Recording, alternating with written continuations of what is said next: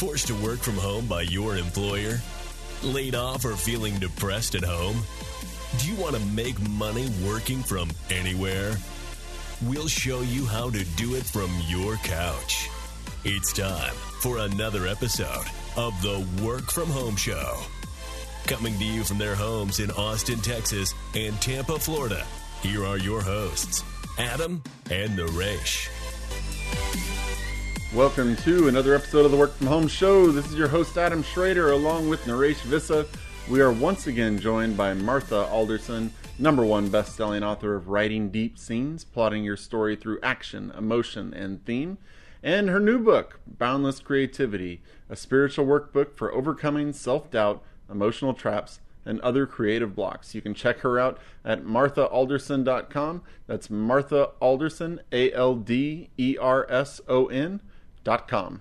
When it comes to fostering your creativity and really, amping it up, do you think it's important to do it every day? Like, you have the, National Writing Month in November where people are challenged to write every single day, however many words that they want, but to do it every single day. Do you think it's important for people to actually do it every single day, or should you just do it whenever you feel called to do it? Well, so what you're referring to is NaNoWriMo. And even thank you. I couldn't remember the acronym for it. And even with that, there are a lot of people that don't do it every day. They'll wait till the last minute and then they'll, do a marathon and write for, 48 hours straight through to try to catch up on the word count. Because what's important is that you end up with 50,000 words at the end. It doesn't matter if you don't have a plot. It doesn't matter if, you don't have any character transformation or growth or anything. It's more about the word count. But I really have found for most creative people that if you show up every day at the same time, in the same place, your body it becomes a habit, and it's a positive habit. You start to anticipate it, you prepare for it, you map out time on your calendar for it, and everything starts to revolve around this, even if it's 10 minutes or if it's an hour or whatever it is, that you have a safe place to go and you're going to go there every day at the same time. It really helps keep the momentum going, because if you only write when you're inspired, when you then go back and you think you're inspired again, you have to sort of catch up. Wait a minute, what was I doing? Wait, how did this work? What? Whereas if you're doing it every day, and if you end each session in the midst of whatever it is, don't necessarily finish the scene or the idea, so that the next day when you read a little bit about what you just wrote, you're back in the groove of it and you're off and sort of running with your story or your, whatever it is that you're working on. Yeah, and when it comes to doing stuff every day, I actually, in the book, 7 Habits of Highly Effective People, which we've interviewed an expert on the book and part of that organization or the nonprofit that was started from the book. But every day I try to do something mental, like a mental exercise. It's become a routine since I started in 2013 after I read 7 Habits of Highly Effective People. And these things include, it could be writing, which I like writing and I do a lot of writing, but it could also be like playing chess. Like that helps. I think for me, it helps exercise the mental muscle or the brain, if it's possible to do that. But there are other ways that you can kind of mentally challenge yourself to, I think, help spur creativity. And it doesn't have to be, writing every day or drawing every day. There are many, many different ways you can do this. Well, and then to put the balance in that, it's not just the mental stimulation, but it's the emotional stimulation. So when I talk about going out in nature or, visiting the ocean or looking online at some beautiful nature pictures, you are exercising your emotions. You're having an emotional reaction to whatever it is that you're seeing, so that it's not a mind thing, although that's fine too, because we have preferences of either left or right, And most of us are, pretty balanced, but some of us are more one way or the other. But that emotional exercising can also be really helpful to inspire. There's lots of people who, when they have kids, they want to, create something for the child, or for grandparents, they want to write their memoirs suddenly, to leave for their grandchildren. That whole emotional thing can bring up a lot of creative juices as well. And I love that you call it a routine, because I get in the habit of calling it a habit, but I think a routine is maybe more pleasing than a habit. So yeah, whether it's a routine that you do every day or a habit that you form, it's just good to have either one of those or both. Stephen Covey called it one of his habits. That's one of his 7 habits. So habit, routine, all the same. Good. Whenever we talked about sitting down and writing, your book about writing deep scenes, plotting your story, how much do people need to actually plan out what they're writing before they start writing? What do you think is the optimal way or the best way for people to go about doing that? Well, again, it really depends on what your preference is. Some people like to pre-plot, where they will figure out, what's going to happen at the beginning, some ideas in the middle, and then they will think about where the character will be at the end once they've sort of been transformed or changed and able to do something that they weren't able to do anywhere else in the story. This is if we're talking about a novel or a screenplay.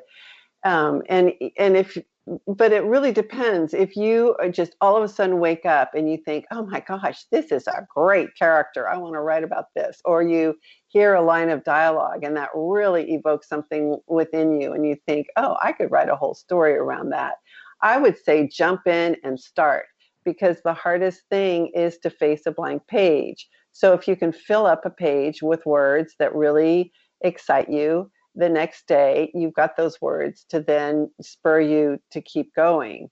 But if you are more of a planner, it's really great to not just think about who the character is at the beginning, but who they are at the end. Because if you know who they are and the strengths and the skills that they need in order to prevail at the triumph, you can then deconstruct the character and be able to show them at the beginning without those skills and strengths. And then in the middle, they are going to be challenged and have obstacles in front of them in order to learn what they need to learn about those skills and abilities or beliefs or whatever, the clues that they have to pick up or whatever, so that then there is this really nice character arc and you have this satisfying triumphant scene at the end or climax.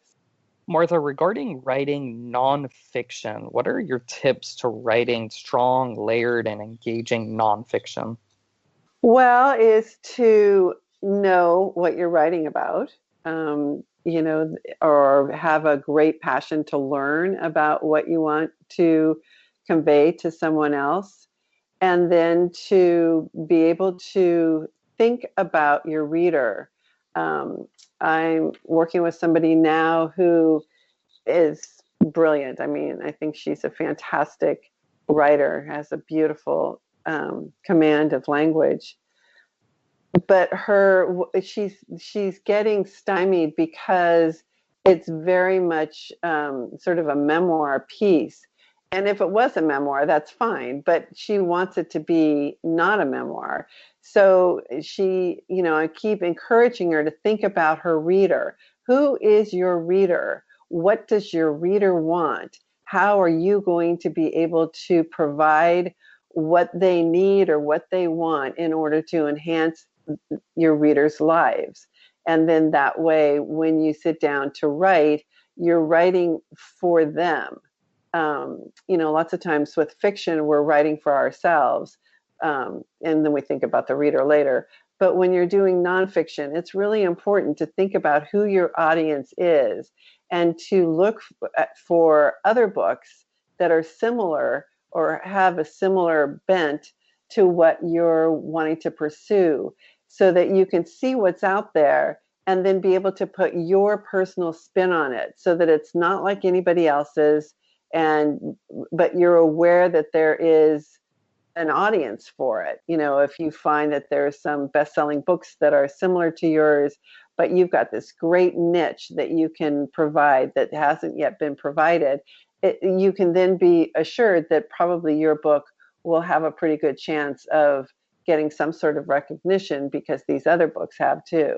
Yeah. Now you do plot consultations, and one of the things that you've said is you've come to believe that every scene in every book is part of a universal story that flows throughout our lives. Can you talk a little bit about that universal story and kind of how your plot consultations work? Sure. So the universal story started, Joseph Campbell has the hero's journey and the phases that the protagonist goes through on their way to, these myths and what happens in life. And so I took that, when I was writing, I was working with that, obviously. But then I started to see it in a much broader form. And, in The Alchemist, Coelho talks about the universal language. And Carlos Santana, he titled his memoir, The Universal Tone. And I think all of these things, the hero's journey, the universal tone, the universal language, the universal story, are all wrapped up in one. But I want to be able to pull the universal story broader than just the human experience, because I think we get so caught up in, that we're everything, human beings are everything, and forget that, nature has the cycles, the moon cycles, the cycles of the seasons, all of these really have the same sort of energetic pathway, and we're all connected to this pathway. And in a story, when you're aware of how this energy rises and falls, you're much more able to create a pleasing story for your reader, because this energetic journey or pathway is almost in our DNA now. Because when I first started writing and I was analyzing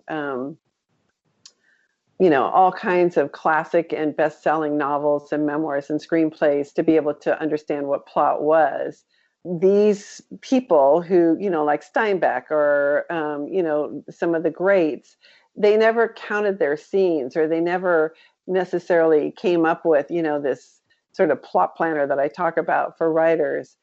But their scenes, these energetic markers or major turning points in their story, land on almost the exact page count that that is universally accepted. And if you're aware of that, it really helps you when you're writing your story, because if you can get those energetic markers in place, then you're just writing from one marker to the next. So you're not just having to think about the entire book, but you're thinking just in these sections. So the beginning, the middle, which is twice as many pages as the beginning or the end, and then the end. And so when I do plot consultations, that's what I do. I help writers to be able to either test the stories that they've written, or if they're just starting out with some ideas, to help them to generate the scenes that they need in terms of dramatic action, character emotional development, and thematic significance, so that they're hitting on all cycles or on all frequencies, and that they are hitting at the right place in a story. And then if you have a mystery or a romance or a suspense or whatever, then you have even more plot lines that you're going to want to integrate and be able to put them in the right place, the scenes in the right place at the right time, so that you're giving the reader what they expect, because all of us, if we've been read to as children, or we're reading a lot now, we come to anticipate these turning points. And if they're not there, it can be disconcerting, and the reader might put the book down and not pick it up again. So it's not that it's formulaic, but it gives you a structure that allows you to do anything you want within that structure. When it comes to your writing, I've heard and I believe that if you want to be a good writer, you have to read. Is it important to read the same type of books that you're going to be writing? Like if you're going to write a nonfiction piece, should you be reading a lot of nonfiction, or does it matter what you read? Or kind of what are your thoughts on what is it important to be a reader? And if so, do you think it's important to stay in the same genre? Well, I usually recommend for writers of fiction to and screenwriters to get a screenplay or novels that are in your genre and that are successful, that are either classic or they're best-selling or they won prizes or whatever, and then to take a post-it note and at the 1/4 mark, put a post-it note at the halfway mark and at the 3/4 mark. And so that as you're reading, you start to anticipate where the post-it note is, and you can start to feel as the energy rises in the intensity of the conflict within the story, what the author is doing to create that. And then you'll come to the post-it note, and generally, 10 or 15 pages plus or minus, something will happen. This turning point will happen, and you'll be able to identify it and understand and have sort of this aha moment of, oh, that's what it is, and that's how it's done, so that when you start to do it, you can build the energy in a similar way. And I think that that's true for nonfiction. Although, I think you have to be careful that you don't get too influenced by what you're reading, so that you, either talk yourself out of your own personal gift that you have to give because you think, oh, I'm not as good as this writer, or, oh, it's already been said, or whatever, but that you more read for how the energy rises and falls and how what the presentation is, so that you can you can pattern your nonfiction book in the same sort of format without using the same thoughts and ideas, obviously, but to be able to see what works for the reader.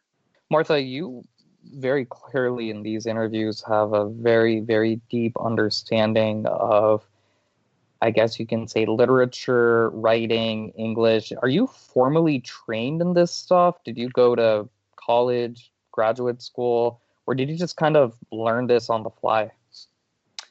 I went to graduate school, but it was in communication. I, was nonverbal and dyslexic as a kid. And, wow. And when and I still am pretty dyslexic, but, so, all of my college degrees are in,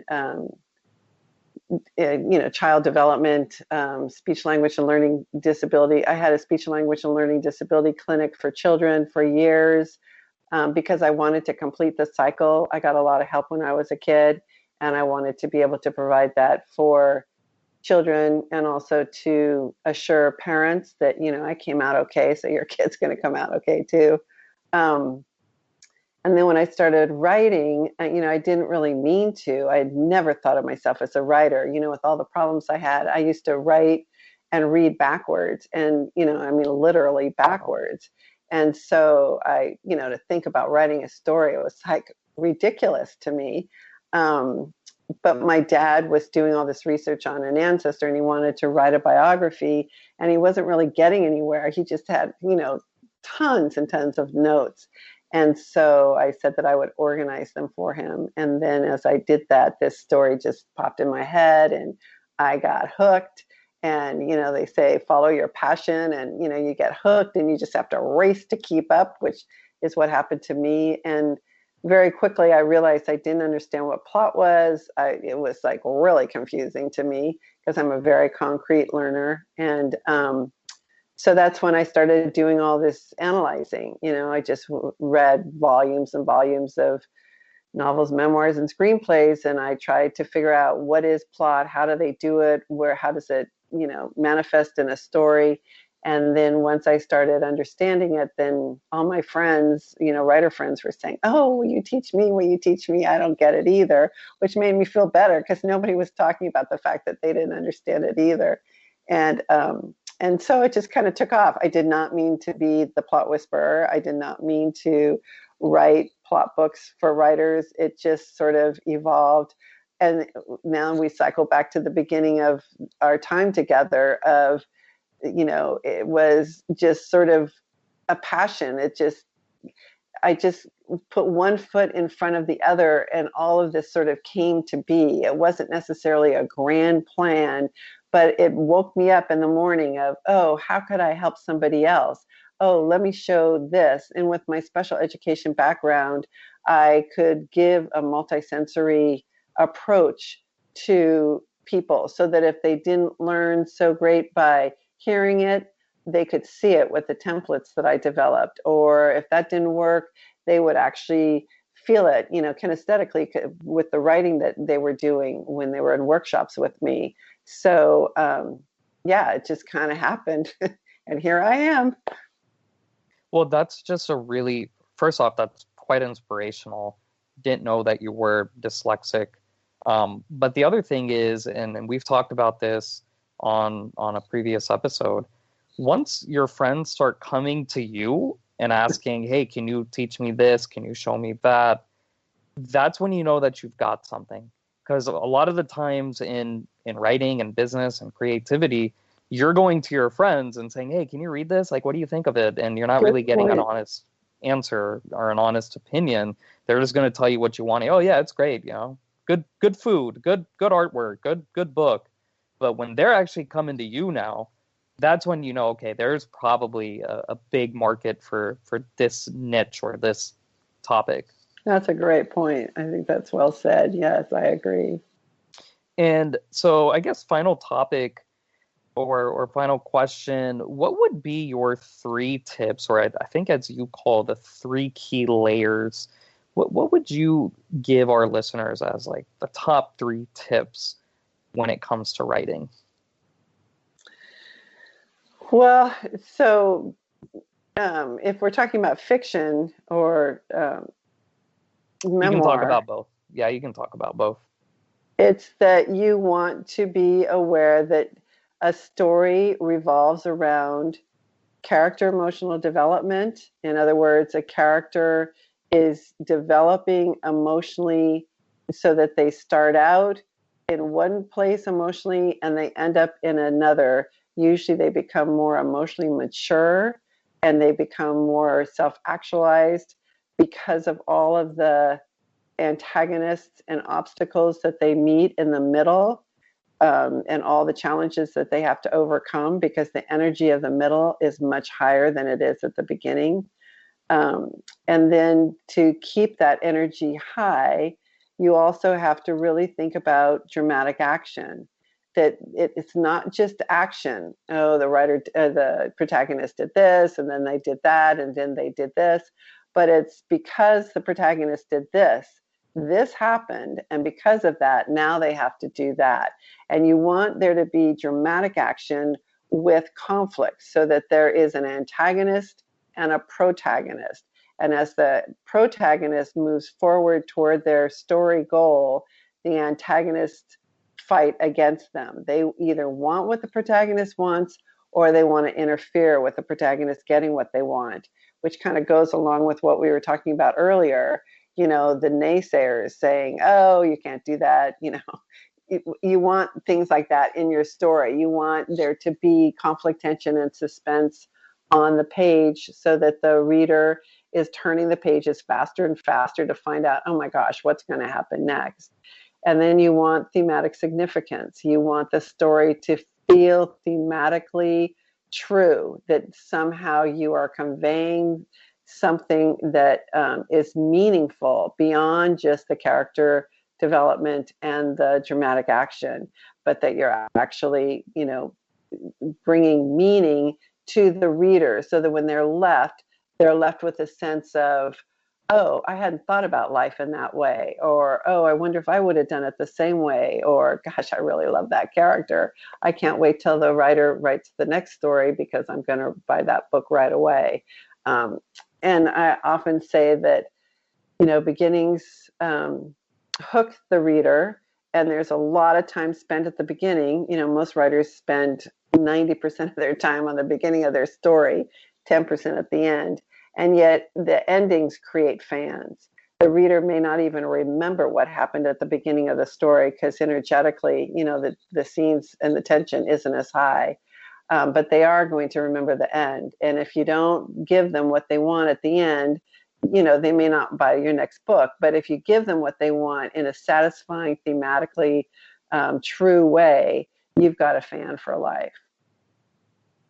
Yeah, really, really, really good advice. I think these have been just extremely valuable episodes to our listeners who may not even be writers, but took away a lot of nuggets of information. Martha Alderson, thanks so much for coming on the Work From Home show. You're the #1 best-selling author of multiple books, including The Plot Whisperer, Secrets of Story Structure Any Writer Can Master. That's your most popular, most famous book, but also Writing Deep Scenes, Plotting Your Story Through Action, Emotion, and Theme, and the new book, Boundless Creativity, a spiritual workbook for overcoming self-doubt, emotional traps, and other creative blocks. We've touched on all of these books during these 2 episodes, and I know I've taken some notes. For all of our listeners who want to learn more about Martha, visit her website, marthaalderson.com. Martha Alderson, that's ALDERSON,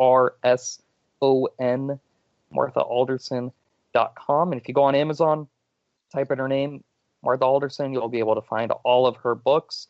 If you have any questions for Martha and you don't want to reach out to her through her website, reach out to us. hello@workfromhomeshow.com. hello@workfromhomeshow.com. We'll make sure Martha gets any questions that you ask her. And also visit workfromhomeshow.com, workfromhomeshow.com to check out the links to Martha's episodes. If you want to share those episodes with your friends, workfromhomeshow.com. Everything is right there. So to all the homies out there, until next time, keep on working from home.